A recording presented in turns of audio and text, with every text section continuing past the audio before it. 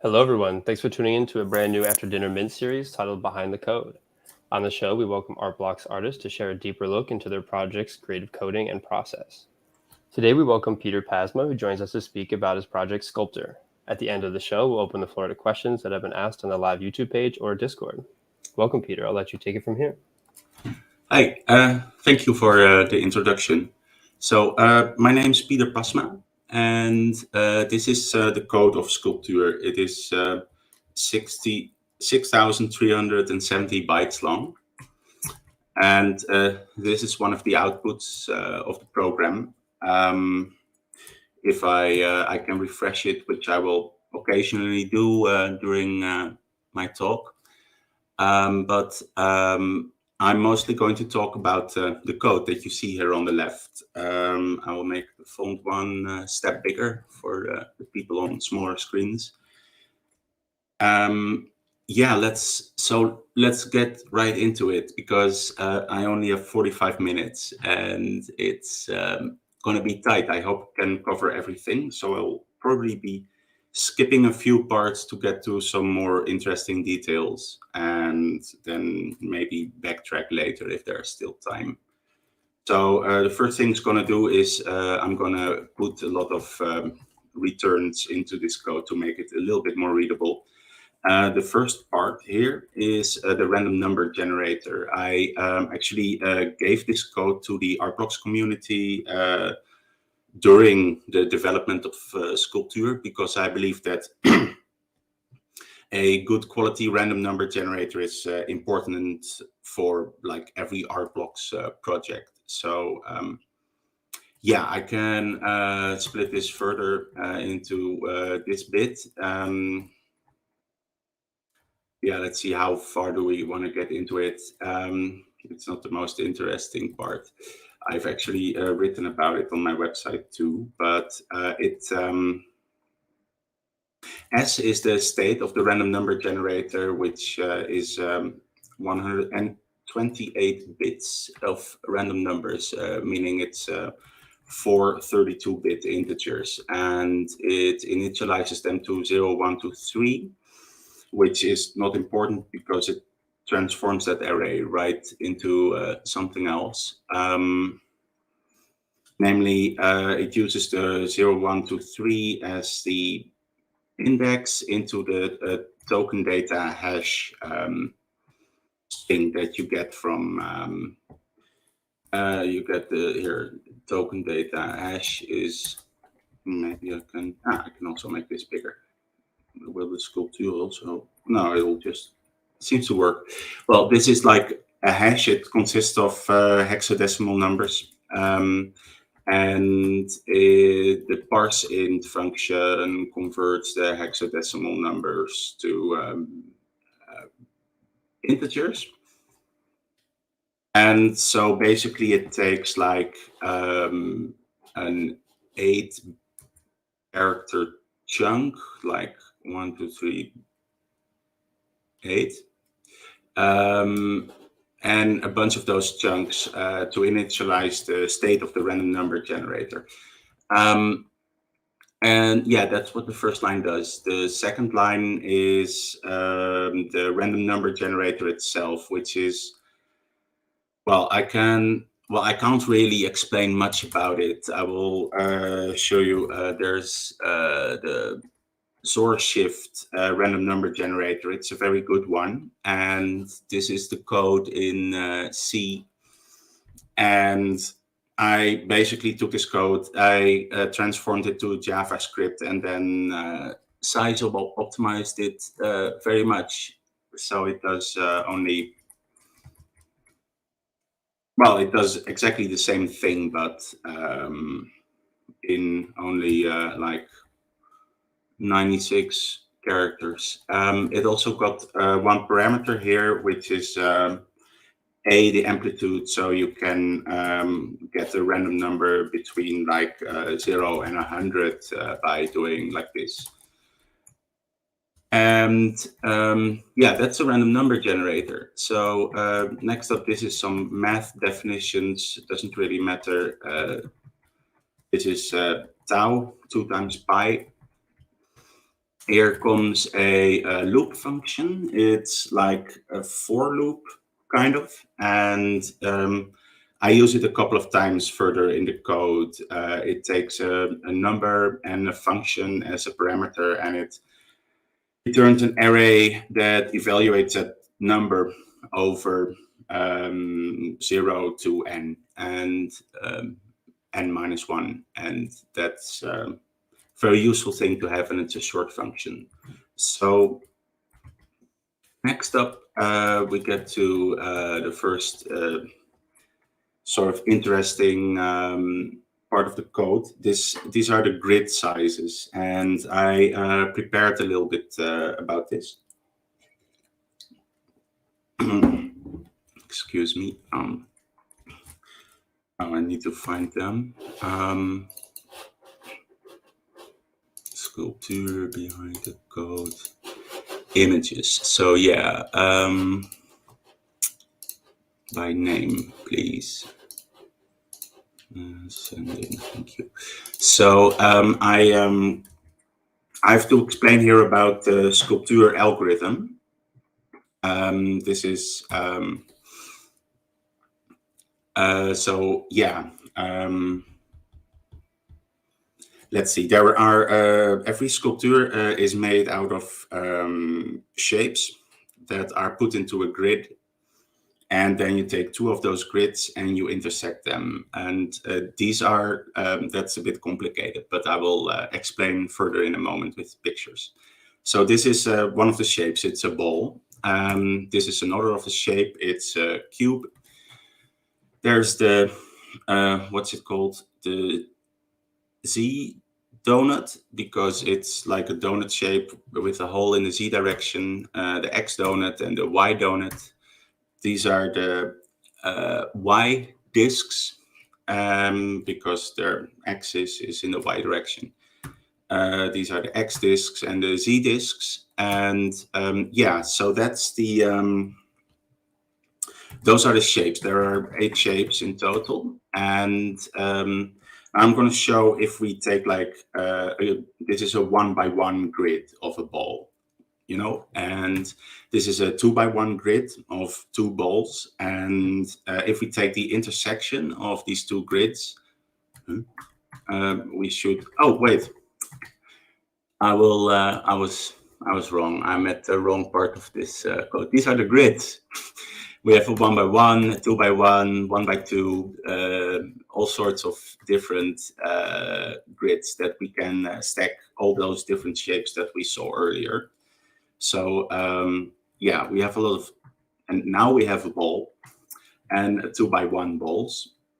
And if we intersect them, we get this this shape. And the interesting thing about the intersection operator is that it usually generates slightly more complex shapes than the shapes that you put in. Like these are 2 spheres, this is a sphere, but together, if you cut them off, you can see here, this is the outer sphere, kind of. By the way, I hope you can see my mouse cursor. If not, someone scream in the chat. So yeah, we can do that with other shapes as well. This is 2x2 Z donuts, and this is whoa man, I forgot to count this. This is 1, 2, 3 by 2, 3 by 2 X discs. Yeah, it doesn't really matter. It's these 2 grids, and if we intersect them, we get this. You can see how that works. So these are very like interesting shapes. I will do another demonstration with cubes and balls, and you get these. You sort of start to recognize them from the Skulptuur collection. So the shapes, they can also be hollow. In this case, the ball is hollow, and if we intersect them with these cubes, we get a hollowed out shape with even more interesting shapes. And we can even give the ball like a double shell. So this you can't see it on the outside, but this ball has like two shells. And if we intersect it with the same bunch of cubes, you get an even more complex shape. And yeah, this could have been Skulptuur, possibly. Yeah, it can get even more complex. Like these are double shelled Z donuts, and they get intersected with double shelled X donuts. So yeah, this double shells. Try to imagine what it looks like. I couldn't when I first tried this out, so I was very happy that the output is really cool looking. And yeah, so there's a bunch of Skulptuurs that kind of look like this and variations on it. So yeah, that's the yeah. These are the shapes again. So that was my quick explanation about Skulptuur shape algorithm. Let's get back to the code. So what we have here is nice one. Is a list of all the different grids that we can have. Here, what happens is we first we take one of the grids at random, one of the 12 grids, and we also remove it from the array so that in the second one we pick from 0 to 10 randomly, and you don't get the same grid size twice because it's no longer in the array. And that's in order to, if it was the same grids and you put, even if you put different shapes on it, it would just be boring, kind of. I didn't even test it out, but I just figured it would be boring, and it allows for more variation in the Skulptuur shapes. So when I have those grid sizes, I map them because I need to add a bunch more choices to it. That is, one is the random number from 0 to 7, which is the shape, and a number that goes 0, 1, or 2, and it that is determines whether it's solid, single shelled, or double shelled, like I explained in the images. So yeah, this is a strange shape. Let's see. Then it gets sorted. Why does it get sorted again? Yeah, it's mainly so that the Skulptuurs there are unique, because otherwise you could have like one that had the same grid in like you have the A grid and the B grid, and they could have been swapped and you would get the same shape. And I didn't want that. So I sort the array so that any configuration, that's what the CF means, is unique that comes out. Then I have a shift option, and all this does is it shifts one of the grids by half a unit upwards with respect to the other, creating a whole bunch of new interesting shapes. I think this one, it looks like it's been shifted. Let's see. No, it's not been shifted. But it generates a whole bunch of more possibilities. So I was actually looking at this piece of code today, and it's kind of hard to explain. Basically, yeah. So what it does is we start here. We do a reduce of the configurations, and if we do the reduce, this is the previous value. This is the current value. I always have to look that up, but I just did it 30 minutes ago. And it the R and the C means the row and the column of the grid, and it takes the maximum of the row and the column, except when the maximum is 1, then it becomes 1.5. And then it calculates some kind of ratio, and it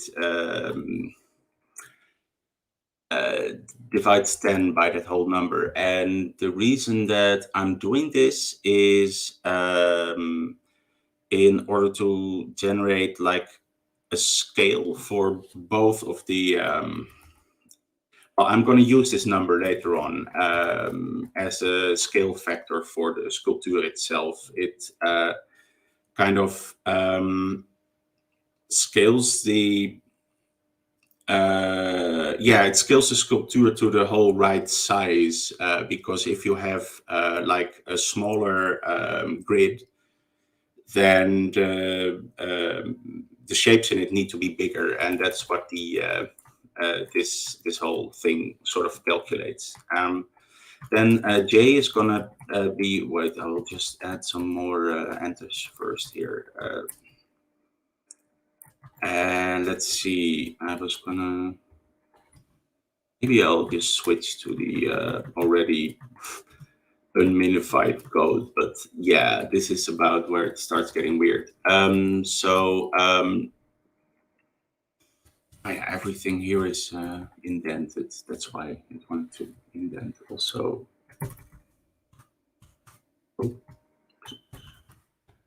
I'm totally going to indent with 2 things and also with spaces, please. Yes. So let's get back to it. So J, it's going to estimate the height of the Skulptuur. It needs to be like the minimum of the heights of both of the grids, because they're being intersected. DG is going to start containing the code, the shader code for the distance function of the entire Skulptuur, yeah. And IG is going to generate a sort of grid index number. The grid index number is like you can, for every part of the Skulptuur, you can say in which of the grid it is for grid A and which of the grid it is for grid B. And those 2 numbers, they kind of make a a sort of ID for the chunk of the Skulptuur that it is, and that is how I give them all a different color or a material, like white, red, black, and silver. So yeah, that's what is going to be happening in the IG variable. This is gonna make sense. Maybe I should just switch to the unminified code, but I will keep going for a bit.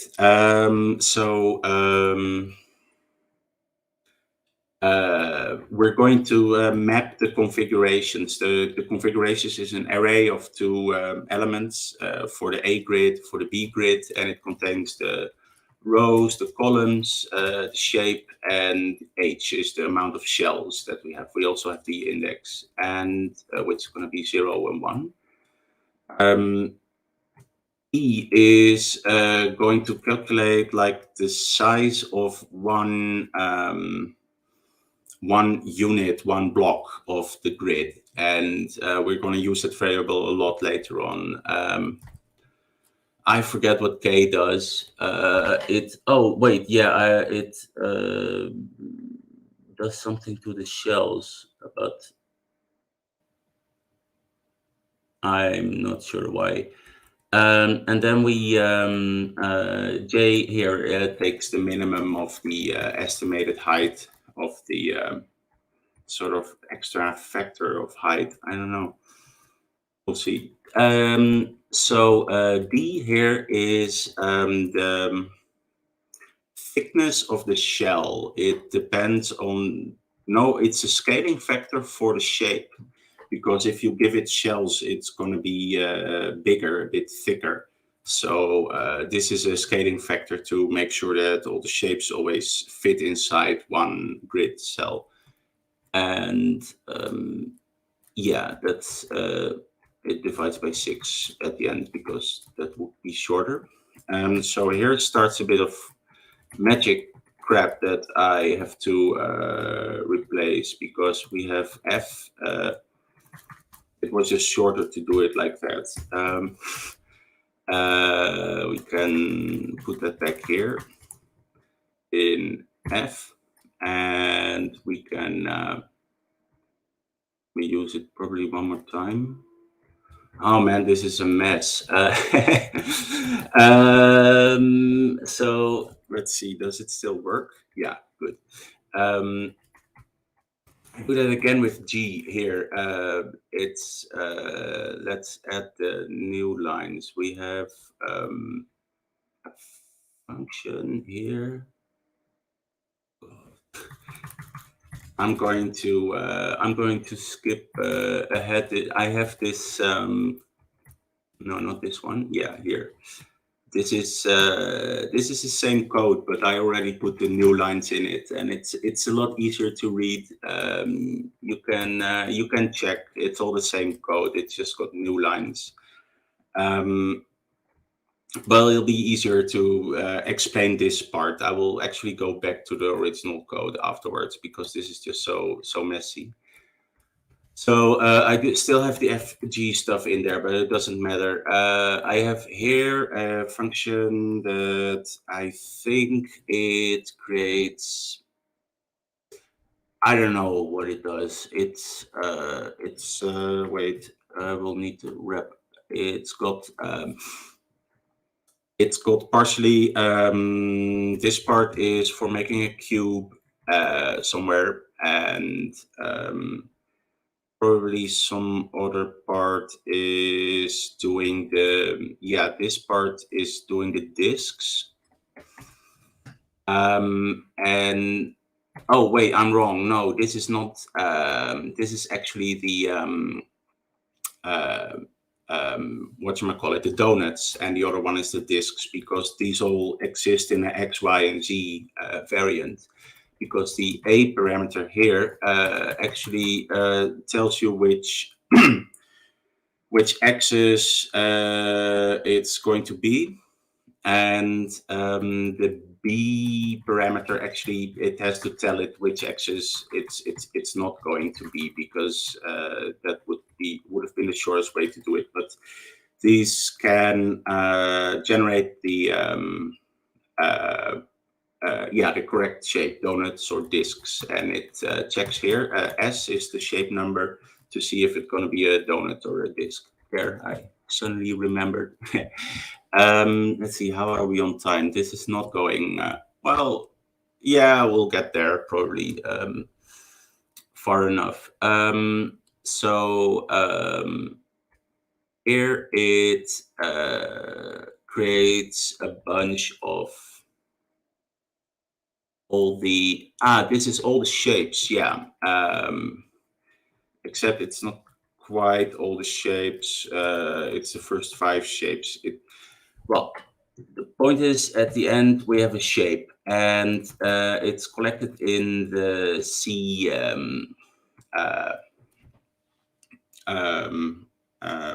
variable, and it. Oh wait, now I remember. This loop actually does the. It takes a shape which goes into C, but it wraps absolute around it and subtracts something which creates a shell.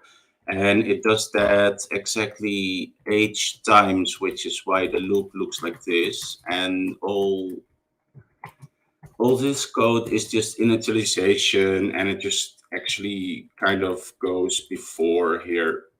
And that should still work, yeah. So now this makes a lot more sense. See, this part just applies the shell 0, 1, or 2 times. And this bit here, it initializes the shapes. And I Not entirely sure why we do S modulo 5, but yeah, well, there we go. So finally, we have the DG bit that's what's it do? Collects the distance function, and it adds everything together here finally into the b variable, and it's going to be b0 or b1 depending on which of the two grids which are later going to be intersected. IG calculates nearly the same formula, except it only needs to know the index of the grid later on for coloring. And it's yeah, I should have probably explained this before. The W it means it means vec2. No, it means vec2. I have the defines for that here later on. I actually, when I explained it to someone, some people, Aaron Penny immediately remarked that the V should be vec2 and the W should be vec3 because of the amount of lags that they have. And he was totally right. And I do that in my current code because it's a lot less confusing. But at the time, I was in the middle of Skulptuur and I was afraid it would just create bugs to change it at that point. So yeah, at the end of this whole mapping business, we have constructed the DG and IG variables, which contain the distance functions for the Skulptuur. I'm never going to finish in time. I'm sorry. So here follows, this is a sort of hashing function. It's like a mini random number generator. What it does is it generates a bunch of random numbers and then it runs it, initializes it with the contents of the CF array, the configuration of the Skulptuur. So it's like a mini random number generator that is seeded with the configuration of the Skulptuur. And later on, I'm going to use that to pick the colors of the Skulptuur, so that in the small chance that you would get like the same shape, it would also have the same color. It would just be like not the same shape with a different paint, but it would be the same object in a different space, in a different surrounding, because the surrounding is always unique. And so yeah, there's that. It's a random number generator, very tiny one for the colors. Oh yeah, here we start. Yeah, now it starts getting interesting because we get to a whole different part. This generates the backgrounds, and I actually wanted to spend some time on that. I'm going to switch here to the code I'm actually looking at, so I can. As you can see, it's slightly modified. That's I set all the shapes to white for some reason. I can actually change that back to put the colors back in here, or the material that's here. This part. Set to. Now we have original Skulptuur back. Oh, we have one other thing. That's right. I set the background here to 18. That's one of the backgrounds. I can set it to 12. Well, it's a bit dark. Oh, I think I also changed. Yeah, I changed the camera position here. let's see, where did we put that? Yeah, I just have to get that from. I don't have time for this. Well, yeah, it has to. Otherwise, it's you can't see the background. Where is that? Here, camera position equals this, and the look at factor there. Um,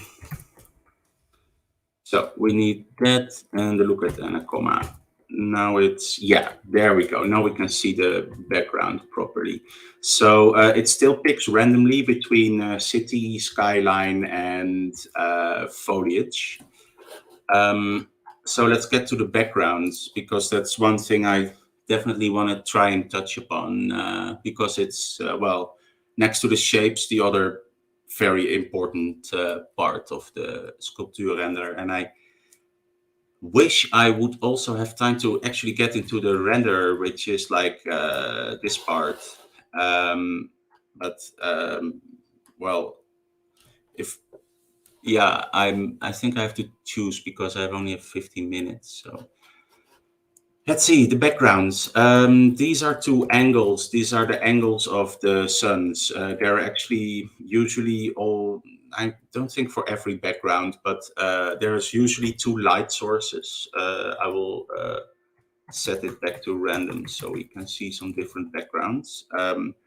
And it is always when there's two, there's always a bright, warm one and a dimmer, cool one. Yeah,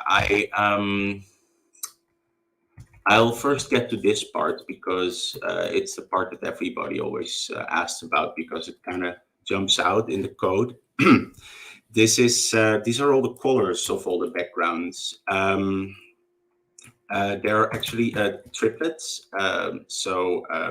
This is an RGB value, and using this index here, I pick one character from it, and I put it into the parse int with base 36. So I get all the letters from A to Z and digits from 0 to 9 for 36 different characters, and they give me a number between 0 and 35.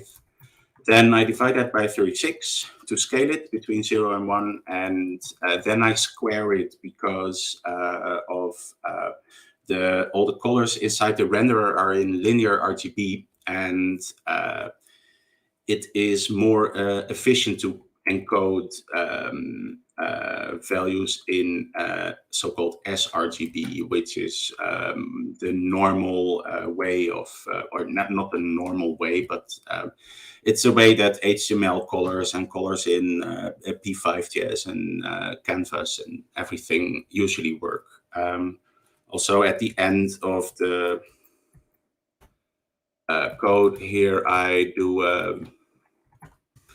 at the end of the shader, I do a pow. I raise it to the power of 1 over 2.2 in order to convert it back from linear RGB to sRGB, because also the output of the shader needs to be sRGB.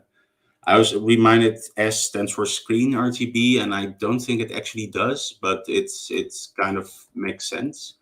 I also remember it as S stands for stupid RGB, because it's the color space you usually don't want. But that's my personal opinion. Anyway, that's how the colors are encoded. Here the I goes from 0, 1 to 0, 1, 2, so it gets the R, the G, and the B part of a color triplet, and then it uses the loop function to make it in an array and put that array inside a V, which is a vec3.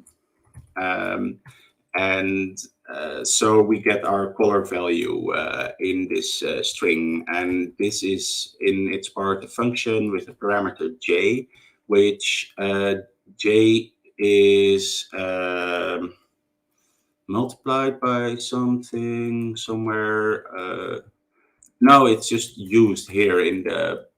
No, where am I using the color function? Yeah, here, 0, 3. Yeah, I'm just using it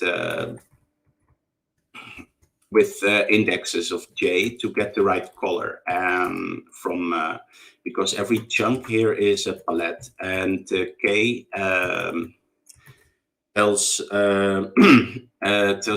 tells the index inside this large string where the palette starts, and there's a whole lot of complicated arithmetic going on to make sure that the index gets calculated correctly, but I won't get into that. It's not that interesting. And yeah, so ultimately it can ask, give me the first color, give me the second color, and then if K is larger than 89, that's for a certain type of background. I forget which ones. It also needs a bunch of extra colors.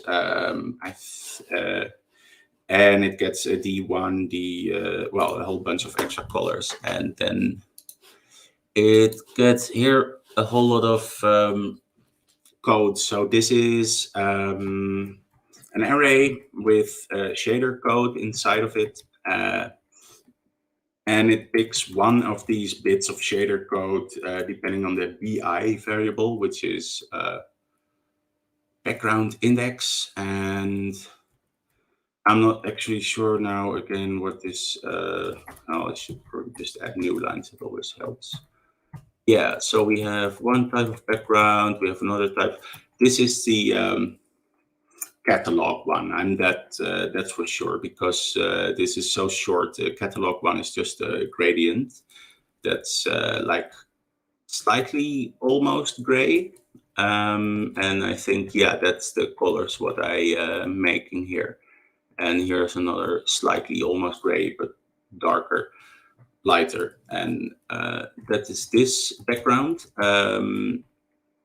Where does this bit end? I can here. So yeah, these two different different types of backgrounds. There's let me refresh a few times for different ones, so you can see it in the the one is these with the clouds, and the clouds can either be solid or not solid.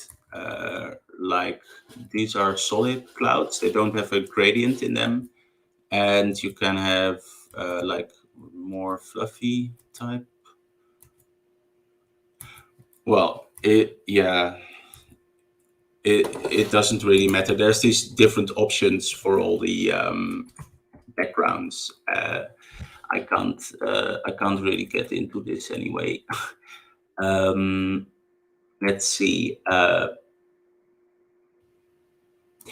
Yeah, this is the one that makes the cityscape and also the foliage, because it probably calls the it calls a wobbly function somewhere. Yeah, there it is. And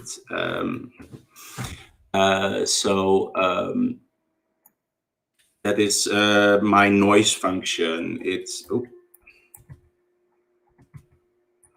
it generates all the clouds and the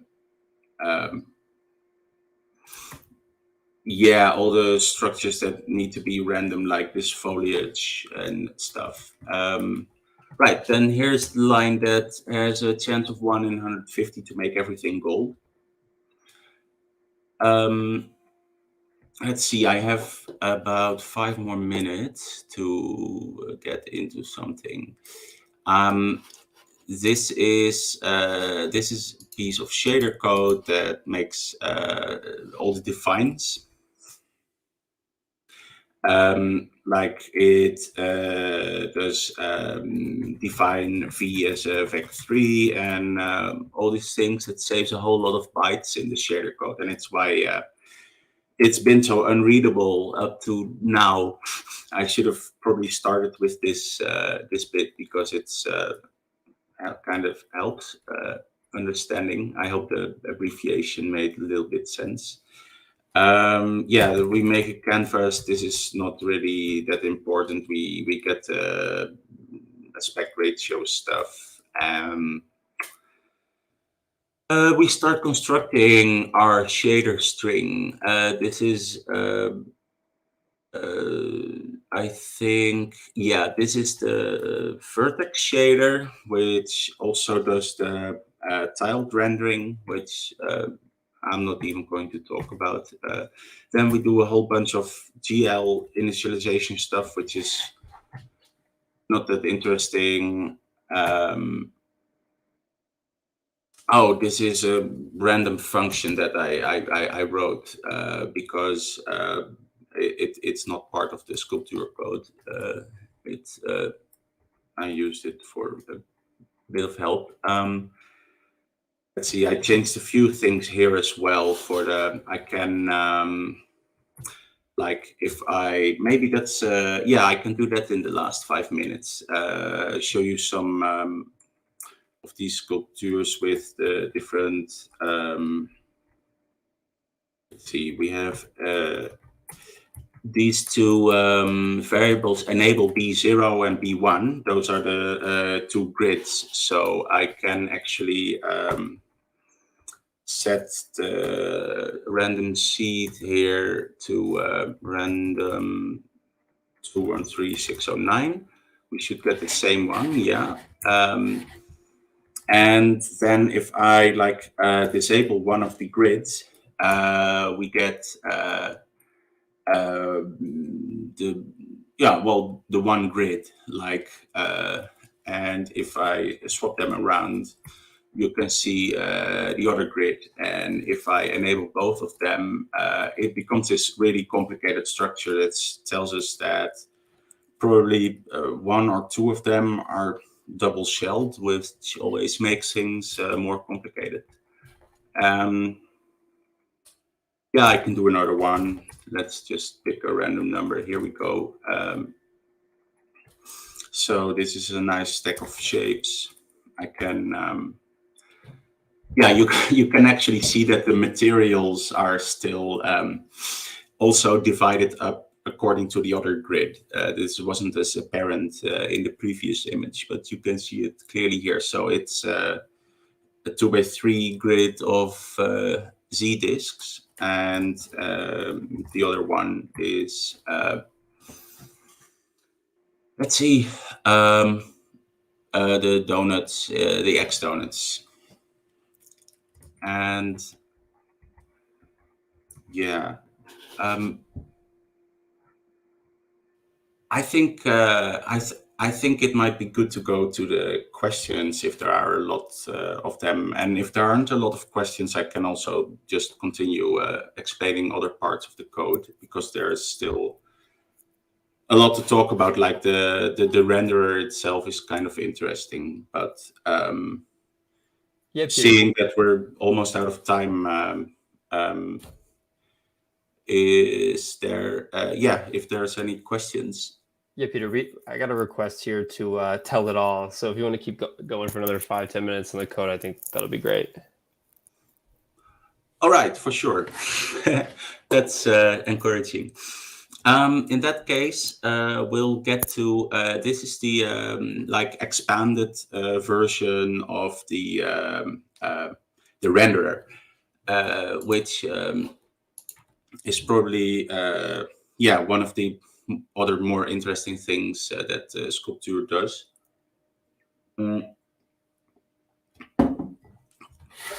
So it uses Monte Carlo rendering, which means that every every frame for every pixel, it shoots a random light ray, and it tries to make that light ray behave according to actual physics as much as possible. And I will put it back to the full grid thingy, and also with random seeds, because it doesn't really matter for explaining the renderer. So we start here. We get the fragment coordinate, and we start here with this is a TLSL random number generator. It's a sort of hashing function. It takes an unsigned integer and it hashes this integer. It XORs it with this vector of hashing numbers. No. Oh, wait, it XORs it into the current hashing state. Yeah. And then, wait, we have H, is that? And then we have T here, yeah. And then the whole hashing state gets multiplied again by this same vector. And that last bit is the important bit, because that really mixes up all the bits in the 32-bit number. These numbers are picked specifically as being... So there's this thing called a quasi-random number, and you get a four-dimensional equivalent of the golden ratio. And these are like, if you got those four ratios, multiplied them by 32 bits and took the nearest prime number. That's these four numbers. And because they're prime numbers, they, if you multiply them with a 32-bit number, this happens modulo 32 bits, modulo 2 to the power 32. And because they're prime numbers, this is always a permutation of all the integers. And therefore, this becomes a nice hashing function. So we use that to generate quality random numbers. It's also, unfortunately, the reason why Skulptuur doesn't work on current day Android devices, because it has it defaults to 16-bit integers per default, and I didn't know that, couldn't test for it, because I used to have a much slower phone that couldn't even begin to want to run Skulptuur. But yeah, now I know, and it makes the random number generator fail, and for some reason that causes everything to be silver and reflective. It's kind of weird. You can sort of still see what it should look like, but it's not how it should look. Anyway, we got the hashing function. So first we hash the x coordinate into it, the y coordinate, I is the frame number, R is a 32-bit random number that changes for every frame. This initializes, mixes up the random number generator, so we can have good random numbers. Then we start with the actual renderer. We define the camera position as these random numbers that depend on J, which is the height of the sculpture. So that sort of calculates into where the camera is going. And also the look at vector is, it always looks at the center of the sculpture. You can see that. Then this is your basic ray marching stuff. You can find ray marcher things. So N stands for normalize. So we have the forward vector is, these are the axes around the camera. Is the look at vector minus the camera position. So that's that one. It points forward from the camera, gets normalized. So length 1. Then we have the right vector, which is an arbitrary upward pointing vector, 0, 1, 0, cross-producted with the forward vector. So we get one that's perpendicular to the forward vector and some upward pointing vector, and that's the right vector. And it sort of makes sure that the camera always is like horizontally aligned. I think if I would rotate this vector, it would sort of rotate the entire image of the sculpture. I can I can try. Let's see if I do a 0.2 and 0.8. Let's see. It's going to be terrible. Yeah. Well, that's exactly what it does. So this basically tells you where the camera is, what the camera is up, and finally we have the up vector. That's the actual upward pointing, because they have to be orthogonal, all of them, and that's just a cross product of the forward and the right vector. Then we have I don't know, this we use that later. They're very small numbers. I think we're gonna use them to calculate the normal and some other stuff. FD, the focus distance. This is like the distance at which everything is in focus, because as you probably know, there's focus blur on Skulptuur, and that makes the actual distance, well, it makes sure that the part that you look at is actually in focus, and bits that are either farther away or closer are not. And I'm not sure if that's entirely what's going on. Yeah, probably, but you're looking halfway into the Skulptuur, so yeah, you still get a bit of blur here at the front.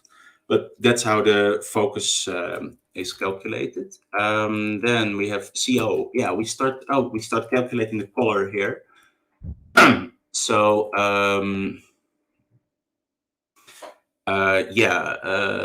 this is the color starts at 0 because this is the point we're tracing this light ray that I was just talking about. We're tracing it backwards, actually. Yeah, like we're starting from the camera and we're going into the scene, hoping we're going to hit a light source. And fortunately, physics of light works backwards exactly the same as forwards, so that's good. Except that we're not going to bounce this ray infinitely often. So there's a chance that after a few bounces, we just won't have hit any light. And if that's the case, it's just going to be a black pixel, but it doesn't matter because we're rendering a lot of frames. As you can see, it starts out noisy, and in the very first frame, some pixels might actually be entirely black. So yeah, there's that.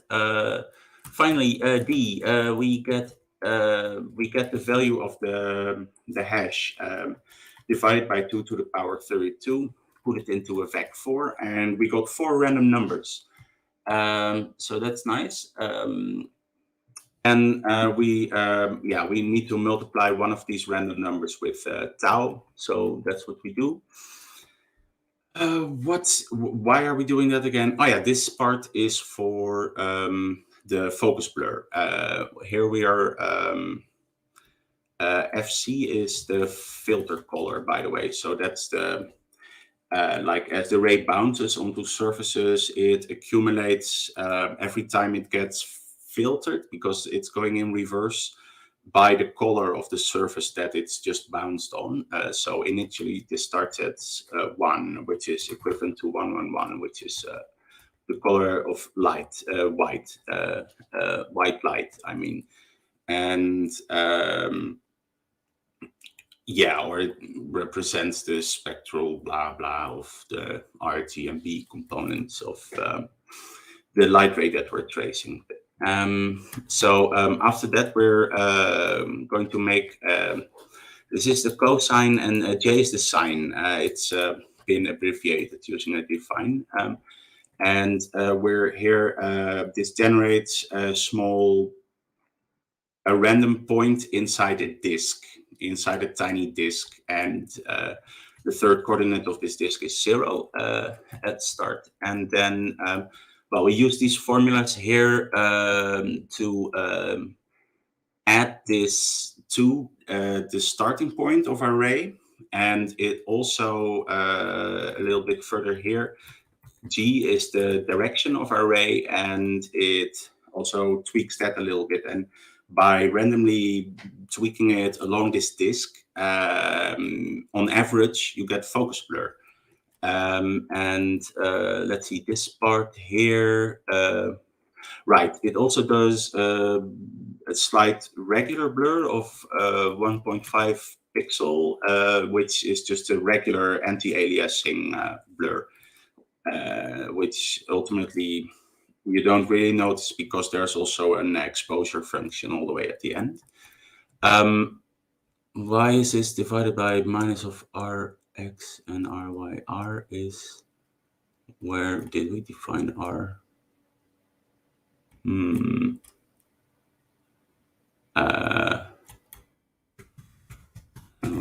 Look for R. R is floor of C, and no, this is something else. Well, that's weird. Oh wait, R is the isn't that the, yeah, it's one of the uniforms. It's the resolution, of course, right? Yeah, so it divides this so that you get the anti-aliasing is actually the size of a pixel, so or 1.5 pixel, because I like it slightly smoother. And yeah, that's what's happening here. Here's what's happening. It all happens a bit in jumbled order, but the other part of the focus blur. Finally, we take our direction vector that we have, and we multiply it by, this is the camera matrix. It's made of the right, the up, and the forward vector. What this does is it points the G, which is our ray direction, into the direction of where our camera is pointing, because right up until here it was not entirely doing that, I think. For the G, yeah, because it's got FD, that's the focus distance, yeah, but it doesn't know what camera direction it's in yet, and the random disk is also not transformed. Yeah, right, that makes sense. So here we have T. T is when we start ray tracing, is where we start. How far away from the camera we start.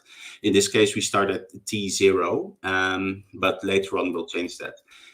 Here we have a loop. It goes 5, 6, 7, 8. It goes 4 times, but I make it go from 5 to 9 because it's just as much bytes, and I'm secretly hoping it is better for the random number generator later on. So that.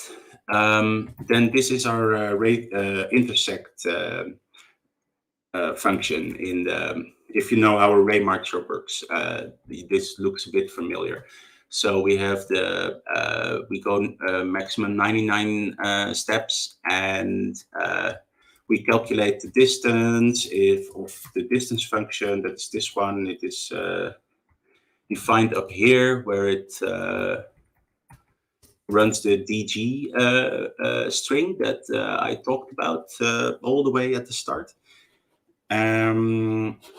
Let's see, where were we here? So that's a distance function, and it multiplies the ray direction with T plus the ray origin, O. If we're close to that small number, then we almost hit the surface and we break.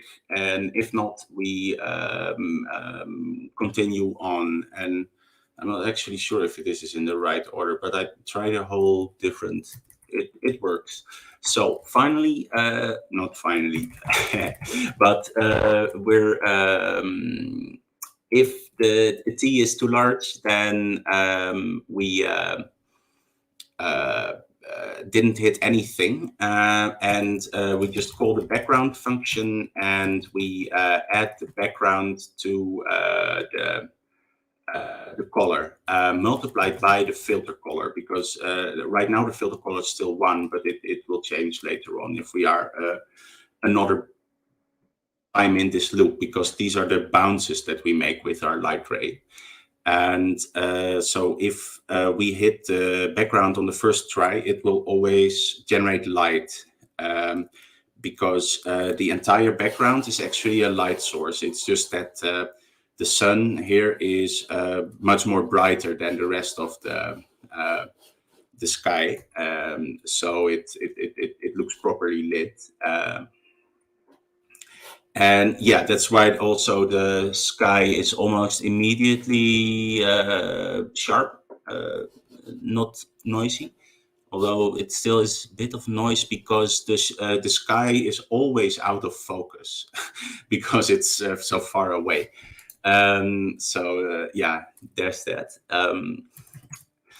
So this is if we hit the background. If we don't hit the background, we call our hashing function again with the loop index.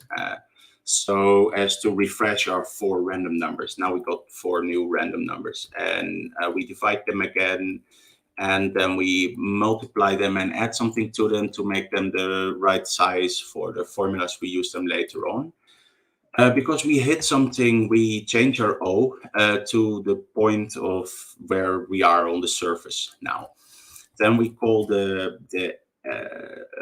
index generator, which is the other thing that we generated way back at the start, and it tells us which of the pieces of a sculpture we have hit. And it does this by giving us two variables, I0 and I1, and I think both of them are vec2s because they're like the coordinate inside of a grid. This is a cool sculpture, by the way. Anyway, so then we check here. ds is the distance function for the base of the sculpture.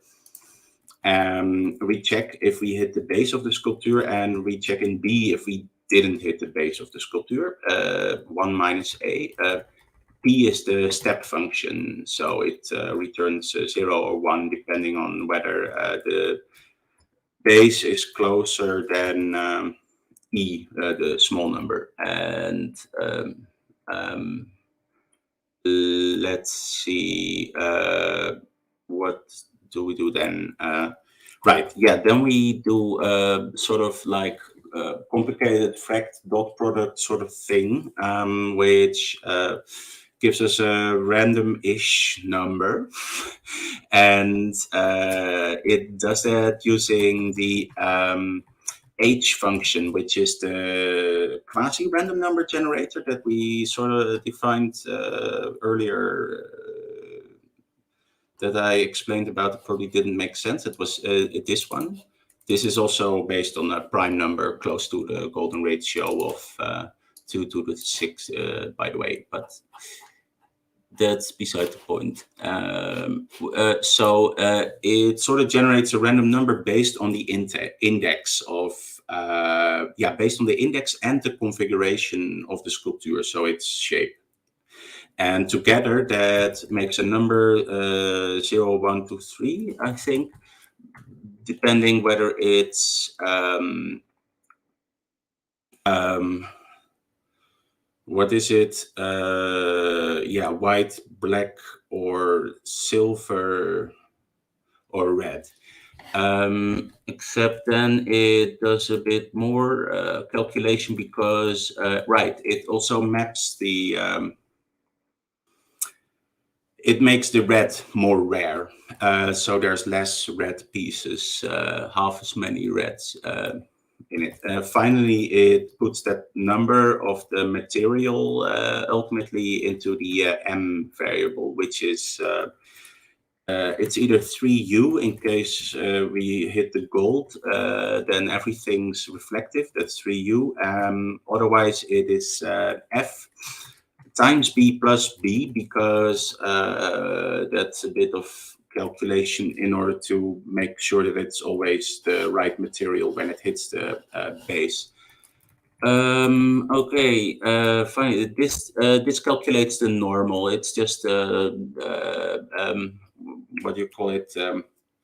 simplex method for calculating the normal. You can find it on the website of Inigo Quiles, who is all the way down here in the greetings, because he's my hero. He taught me so much about shaders.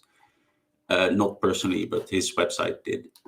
And so, yeah, that's a normal. Finally, yeah, we add here something. We hit something. Oh, right. What it does here, it checks if we hit the base. Somehow this formula checks if we hit the base, in the case, because it multiplies by A. And if it does so, it adds something to the color, which means that it inherently emits light. So you maybe guess what it is. It is this circle of light that is on the sculpture. Then we do here, this is the reflectivity. Here we start getting into the light physics. There's here a Fresnel component which makes the whole thing more reflective if light just glances barely off of it, creating these really nice, if you have this, if you have a backlight, you get these nice things. But it also happens in reality, like if you have a piece of paper that you think is not reflective, but you look at it like straight past it through the window, you will notice that it gets a bit more reflective, and all materials actually do that, even if they're not reflective. So this is the reflectivity. Then if it's reflective or not, right, because it has a probability of being reflective, because the white and the black pieces are diffuse, but slightly different type of diffuse. But every diffuse material also is a little bit reflective, so that's in there, and it has a very tiny chance of reflecting instead of diffusing, where diffusing means that if a light ray hits it, it bounces off into a random direction. That's what happens with diffuse surfaces, and it is basically modulating with these two kinds of behaviors. You can simulate a couple of different types of materials, which is what the Skulptuur renderer does. So if it's reflective, we make it, the filter color becomes white, because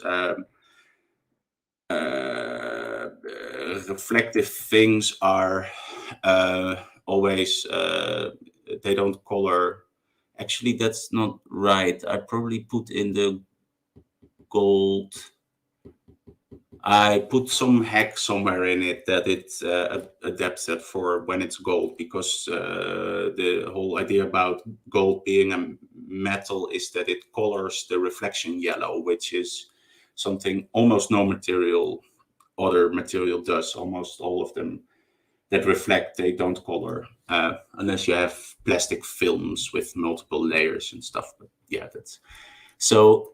There's that. Then finally we start. We calculate a new direction, which is based on a mixture of the reflected vector and a completely random vector, which we calculate here, and we mix them together here based on a bunch of calculations. I'm sort of skipping over it, but ultimately this turns G, which was our ray direction, into a new ray direction, where it's reflected or diffusely reflected. And finally, we're bouncing, and we change the T variable to a certain calculation to make sure that on the next bounce it starts a little bit further from the surface, because otherwise it gets caught in the distance function of the surface which it bounced from. It immediately thinks like, oh, I hit something, and then the bounce won't work correctly, so it skips ahead. Then we do that loop 4 times. So it shoots a ray, hits a surface, bounces in a direction, shoots a new ray, until if it hits the sky, then all is good. We return the color multiplied by the accumulated filter color. And that's what it does. Finally, it reads the texture from the accumulated color. That's what how the image builds up here, and then it adds the color, the RGB color to it, and the value 1, meaning it's 1 frame further. Because in the last shader, this one, we have 1 shader for the rendering, 1 shader for displaying the rendered picture, and it reads the texture here. Oh no, this one just copies. Third shader. This one just copies one texture from the other in order to create the feedback loop. This reads the texture, then it divides by the fourth number, so it has the average of all the samples. Then comes this huge big formula, which is an exposure function. I actually got the parameters for these numbers. I got them from a website somewhere, but they make everything look a bit more poppy, shiny. It makes and also it allows you to use light, because it's got like an S curve on the light, so you can use very high values for your light. Like the sun is like 10 units bright, and it just gets compressed because of this S curve, and therefore that works very well. That goes up until here. It gets clamped to 0 and 1, just to be sure, and then raised to the power 1 over 2.2 for the gamma correction, put it in our sRGB. Finally, we add a last random number thingy to it, which is divided by 265, and that is for dithering. It happens in especially this background. Actually, sometimes it can be really dark, and there can be a very dark, slow gradient from one side to the other. And if you don't dither your colors, then there will be bending. So I noticed that and I fixed it. Well, this is all the GL initialization stuff. This is the drawing loop. It puts the frame number and a random number in the uniforms. This isn't in there. This isn't in the original Skulptuur code. It's if I read 1 pixel after rendering everything, it turns out that it runs a whole lot smoother on low-powered machines. And I really wish I would have put this piece of code into Skulptuur, because it would have made it more pleasant, less oh shit, what's my laptop doing right now kind of thing. But it's been nearly a year since I made Skulptuur, and I've been programming these kind of programs all the time, and you learn some stuff. And blockchain's forever. So I put it inside the modified version because it makes it run a bit smoother. And it also does a few other things, like it can automatically save the picture. I use that for rendering the images of the tiny presentation I did earlier. All right. Now, are there any other questions?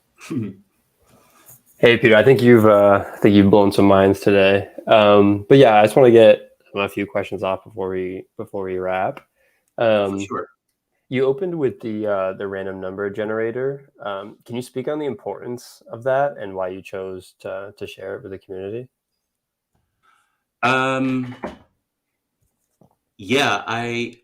I saw people struggle with random number generators, and I saw this in particular, like the easiest way to get random numbers from the hash is actually to just take the hex digits and interpret those as your parameters. but then you only get so many random numbers because you just have so many hex digits in your hash. And I would figure that people might make mistakes with it. And I was just thinking this goes onto the blockchain forever. And if due to some stupid mistake, a beautiful project makes like two mints that look kind of the same, or something else goes wrong, that would be sad. And I decided to give this to the Artbox community because of that reason. And I figured, like, if I make it small enough, and I already, well, there was also just this afternoon when I was playing with the code for this random number generator and just noticed how small it could get, and thought, hey, I could do something with this. And so I decided to present it. I contacted Jeff Davis, and I always tell people, like, oh, this version is slightly different than the ones here, by the way. Always tell people to put the string "thanks Peter" after it, because it's like only 193 bytes. This version, at least, is 192 bytes. So if it saves you some bytes, because most random number generators are bigger, you can. My name's a couple of times on the blockchain right now. Yeah. Any more questions? Yep. And then for those that watch today or will be watching in the future, do you have any suggestions, say for the topics they learned today, or items you went through to practice themselves? And then I guess following that, if you have any broader advice for creative coders. Well, I can show you some of my couple of favorite resources. There's the website by Inigo Quiles, which it was path tracing in 1 hour. The code here actually inspired me to start writing this Monte Carlo path tracer.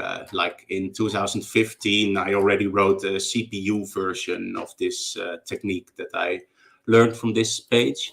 The web page about SDFs, it tells you, I mean, you can derive them yourself as well, but they are the mathematical functions you can use to generate all kinds of different shapes.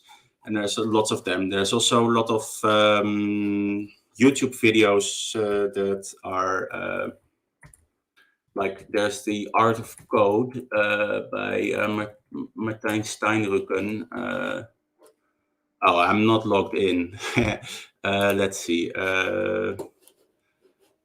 So the Art of Code, he talks about shaders a lot, and especially ShaderToy is a nice website to start playing with shaders. And so this video, ShaderToy for Beginners, is very good for the ultimate starting. And then there's another one called Ray Marching for Dummies, which really explains the basics about ray marching, which is the technique of following a ray through space and using a distance function to do that efficiently. Let's see, is there anything? I definitely recommend everyone who programs JavaScript stuff to always read the specifications and stuff on MDN, because it's a great resource.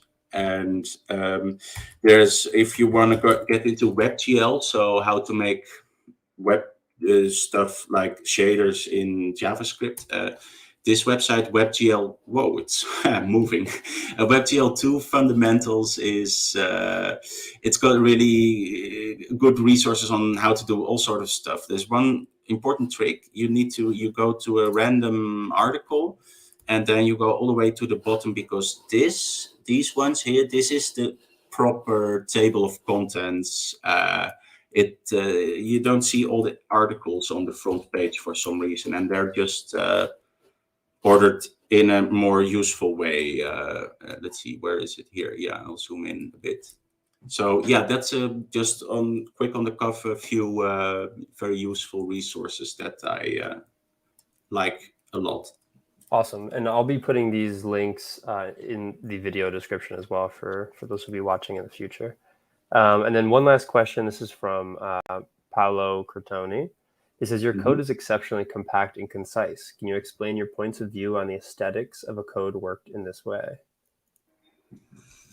Well, yeah, well, I explained this already on another podcast, but I can try do it very quickly. There's this idea about, see, can I do this quickly? Yeah. There's this idea called Kolmogorov of complexity, and it's basically it's how many bytes of code for a Turing machine, doesn't matter, you need in order to produce a certain output, to produce a certain type of data. And if you have like a million ones, you write a program that's a loop, makes a million ones. It's a very short program. If you have a million random numbers, that's impossible, and you have to encode them one by one, and it will be a very long program.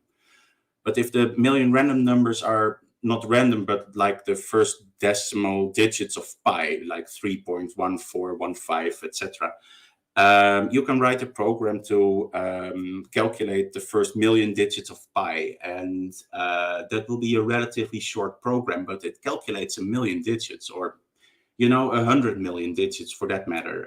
It's still the same short program. However, if you now have 100 million random looking digits, but they're not actually random, they're just from the 5 zillionth digit starting of pi,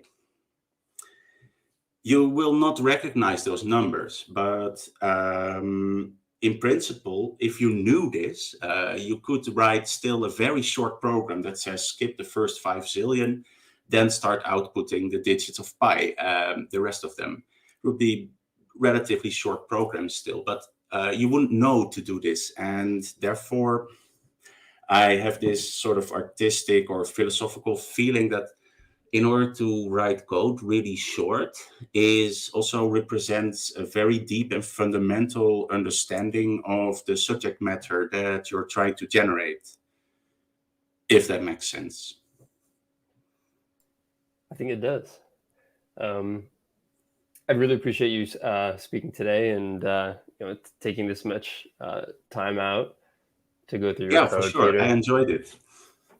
And I know the community did as well. Some of the most comments I've seen in the YouTube chat. But yeah, and I also want to say thanks to everyone who watched live today and who will be watching in the future. Again, very special thanks to Peter for speaking on his project Skulptuur. Until next time, be great and happy minting, everyone. Yeah, and let's see. I just wanted to announce this one thing, that in a few weeks there will be I'll be at NFT Show Europe, and there will be Skulptuur will be on display. 2 pieces that were very graciously from here. There's me, and from Buzz Yetyear. He provided them. We picked them together, and they will be on display there in Valencia. And yeah, I'm looking forward to meeting a bunch of artists there, probably. Amazing, and hopefully some of our community makes it to the show as well. Yeah, for sure. Awesome. Thanks, everyone. Thank you. See you.